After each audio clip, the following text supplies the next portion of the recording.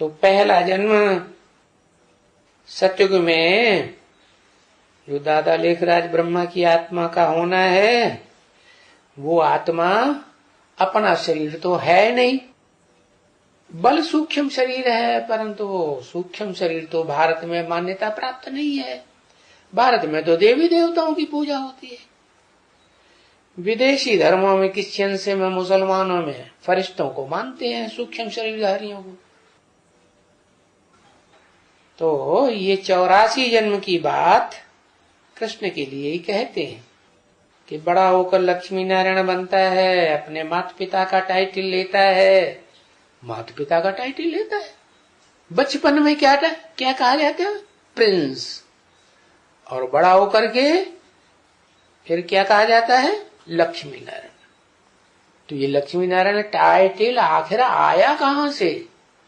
वही जो नर से डायरेक्ट, उसी पुरुषार्थी शरीर से नारायण। तो देखो, नारायण और रामचंद्र दोनों को काला बनाई दिया है। अरे, नारायण को क्यों काला बना दिया? पहला जन्म है और नर से नारायण बनता है, तो नर काला होता है या गोरा होता है? काला होता है। तो वो आदि नारायण की बात है, जिससे पहले कोई भी नारायण नहीं हुआ, डायरेक्ट नर से नारायण बनता। तो प्रसिद्ध है भारतवर्ष में, नर ऐसी करनी करे तो नारायण बने, और नारी ऐसी करनी करे तो नारायणी बने। तो नारायण को भी काला दिखाई दिया, क्योंकि मनुष्य है ना, नर है ना। कलयुग का है या सतयुग त्रेता का है? कहाँ का नर है? कलयुगी दुनिया, पापी दुनिया का नर है, तो काले काम तो करने वाला होगा ही। काली दुनिया में सब काले ही होंगे या कोई गोरा होगा? सारे ही पतित। तो नारायण को भी काला दिखाई दिया और रामचंद्र उनको भी काला बनाई दिया। अरे, रामचंद्र त्रेता में दिखाते हैं और नारायण तो लोगों को, दुनिया वालों को पता नहीं है कि नारायण कहाँ का होता है, कौन सी युग का होता है। वो तो समझ लेते हैं कि हाँ, ये नई दुनिया जो शुरू हुई है वो सतयुग से शुरू हुई है, तो सतयुग में पहला नारायण जो होता है वो ही नारायण। लेकिन वो तो गोरा होगा या काला होगा? उसमें क्या पतितपना होता है? नहीं। मूतपलिति बनता है क्या? नहीं। अरे, सतयुग में तो देवताएं जो हैं, 16 कला संपूर्ण, सर्वगुण संपन्न, संपूर्ण, कितना उनका गायन है, कितनी महिमा है, कितनी मंदिरों में पूजा होती है। तो वहां के नारायण की बात नहीं है जो नारायण को काला दिखाई दिया। चित्रों में, मंदिरों में, शास्त्रों में भी कहाँ की बात है? संगमयुगी पुरुषोत्तम संगमयुगी नारायण की बात है, जो काला ही था।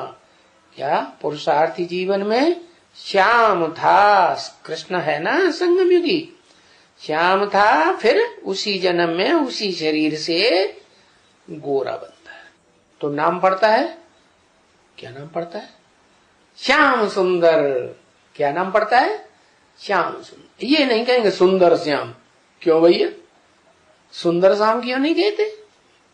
है? अच्छे को पहले बोलना चाहिए, खराब को बाद में बोलना चाहिए।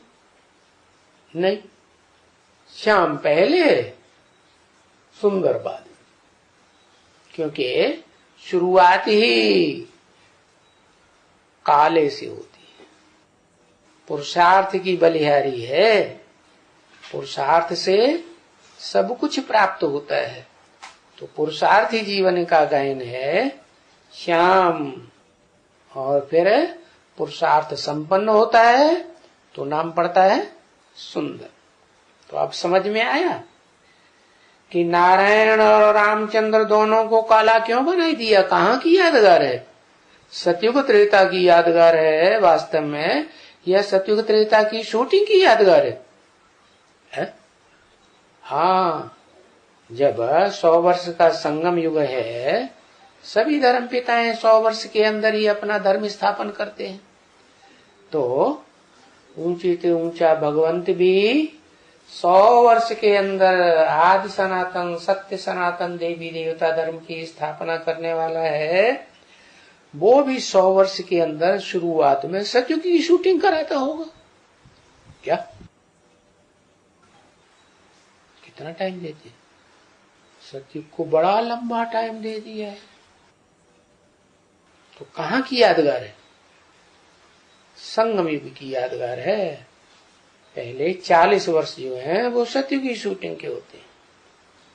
तो सतयुग की शूटिंग में ये दिखाया कि वो जो आदि में नारायण था सतयुग की शूटिंग में, वो काले कर्म किए या गोरे कर्म किए है?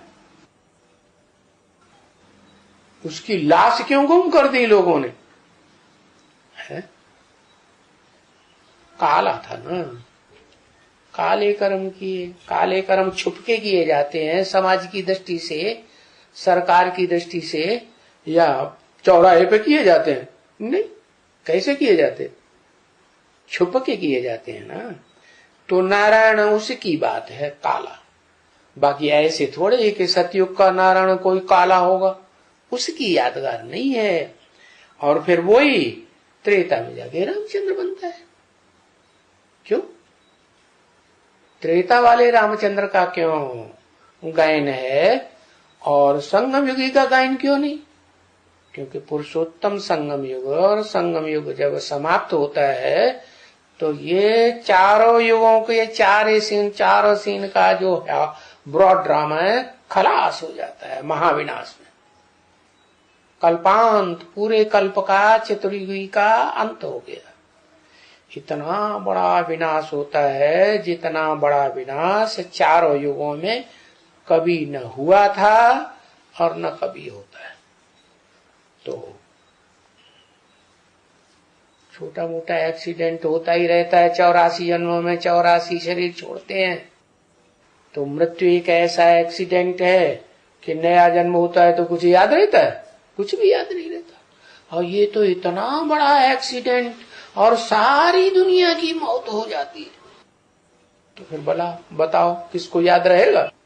किसी को याद नहीं रहता। वो पुरुषोत्तम संगम युग जहाँ क्या शूटिंग होती है, रिहर्सल होती है ब्रॉड ड्रामा की। तो रिहर्सल के टाइम में आदि में भी जो पार्ट बजाया आदि नारायण वाली आत्मा ने, वो काला पार्ट बजाया या गोरा बजाया? कैसा बजाया? काला पार्ट बजाया। क्यों बजाया काला पार्ट? है? हाँ, धोबी घाट ये नहीं पूछा कौन सा पार्ट बजाया। धोबी घाट का तो पार्ट बजाया। धोबी घाट में तो कपड़े धोए ही जाते हैं, कोई नई बात थोड़ी है। वो तो ठीक है, कपड़े तो धोए, वो चैतन्य कपड़ों की बात है, शरीर रूपी वस्त्र की बात है। लेकिन काला क्यों दिखाया है? जब उसमें भगवान आकर के प्रवेश करते हैं, शिव प्रवेश करता है, निराकार अल्लाह मियां जो सारी दुनिया मानती है। भारतवासी भी निराकार को मानते हैं, विदेशी भी निराकार को मानते हैं। वो प्रवेश करता है तो काले कर्म क्यों है? क्योंकि कर्म करने के लिए आत्मा स्वतंत्र छोड़ता है। सुप्रीम सोल, गॉड फादर या आत्मा को बंधन डालता है, स्वतंत्र छोड़ता है। उसका नारा ही है क्या? स्वतंत्र रहो और स्वतंत्र रहने दो। तो आत्मा अपने मनमाने तरीके से काम करेगी, क्योंकि जन्म जन्म की आदत पड़ी हुई है 63 जन्मों की पतित पने की, तो पतित काम करती है। क्यों करती है? क्योंकि उस समय पूरा ज्ञान बुद्धि में नहीं होता। जो सुप्रीम सोल है वो क्या है? वो तो अखूट ज्ञान का भंडार ही तो है। कोई स्थूल चीज, कोई स्थूल शरीरधारी थोड़े ही है, 5 तत्वों का कोई पुतला थोड़े ही है। वो तो अखूट ज्ञान का भंडार है, और ज्ञान से ज्यादा पवित्र कोई चीज दुनिया में होती नहीं है। तो वो पवित्रतम आत्मा इस सृष्टि पर आती है, प्रवेश करती है, तो जोर जबरदस्ती नहीं करती पुरुषार्थ में। हर आत्मा को स्वतंत्र छोड़ा हुआ है। जिसमें मुकर्रर रूप से प्रवेश करती है उसको भी स्वतंत्र छोड़ा हुआ है। हाँ, ये जरूर है कि ज्ञान सुनाएगी, अखूट ज्ञान का जो भंडार देगी, उसके पास जो धन दौलत है, सारी मनुष्य सृष्टि की आत्माओं का बाप है ना। तो बाप का धंधा क्या होता है? बाप का धंधा होता है जन्म देना।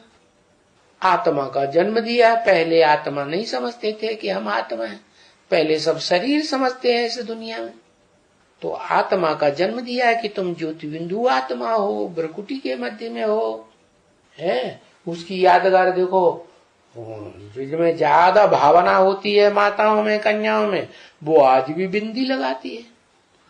पुरुषों में तो भावना इतनी होती नहीं, होते ही है दुर्योधन दुशासन, तो वो तो सब परंपराएं छोड़ देते हैं। भगवान ने जो परंपराएं शुरू की कि अपन को आत्मा समझो, बिंदी समझो, ये बिंदी लगाओ।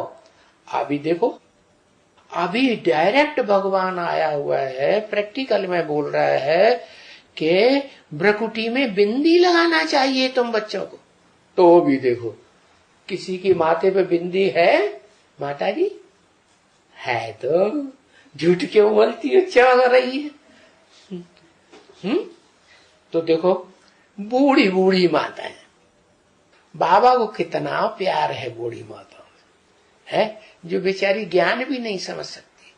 सारी ताकत बुद्धि की, मन की, बच्चों को पैदाइश करने में, पालना करने में निकल गई, कुछ भी नहीं रहा। तो भी देखो, परंपरा को अपनाती है, पुरानी पुरानी परंपरा। तो बात थी रामचंद्र और नारायण की। अब समझ में आया कि सतयुग के नारायण को यादगार में मंदिरों में काला दिखाते हैं, या संगम युग के नारायण को काला दिखाते हैं? किसको काला दिखाने की परंपरा चल रही है? नारायण को काला दिखाते हैं। संगम युग की, पुरुषोत्तम संगम युग में ये यादगार नहीं है। पुरुषोत्तम संगम युग शुरू ही तब होता है जब नारायण की प्रत्यक्षता होती है। तब से कहेंगे, कब से कहेंगे, कौन से सन से कहेंगे पुरुषोत्तम संगम युग? 76 से कहेंगे। तो 76 ब्राह्मणों की दुनिया में प्रत्यक्षता वर्ष मनाया गया। किसका प्रत्यक्षता वर्ष? बाप का प्रत्यक्षता। भारी मनुष्य सृष्टि का बाप है ना। उससे पहले भी कोई था क्या? नहीं, कोई नहीं था जो अपनी आत्मा के स्वरूप को समझे, जाने कि मेरा पार्ट क्या है। वो एक ही आत्मा ब्राह्मणों की दुनिया में पहले पहले निकलती है, जिसको अपने पार्ट का इस सृष्टि रूपी रंगमंच पर ऊंचते ऊंच पार्ट का पता लग जाता है। तो नारायण और रामचंद्र दोनों को काला बनाई दिया। अब समझ में तो आ गया किस कहां की यादगार? पुरुषोत्तम संगम युग और संगम युग की यादगार है। तो इसकी तो समझ होनी चाहिए ना बच्चों को। किसकी? क्या समझ होनी चाहिए कि कौन से नारायण को काला दिखाया गया? सतयुग के कहां का था वो नारायण? संगम युग का था या सतयुग का था? सतयुग में तो देवताएं 16 कला संपूर्ण सब गोरे ही होते हैं, काला होने का सवाल ही नहीं। तो ये समझ होनी चाहिए बच्चों को, अरे भाई क्यों काला दिखाई दिया? तो जवाब मिलना चाहिए।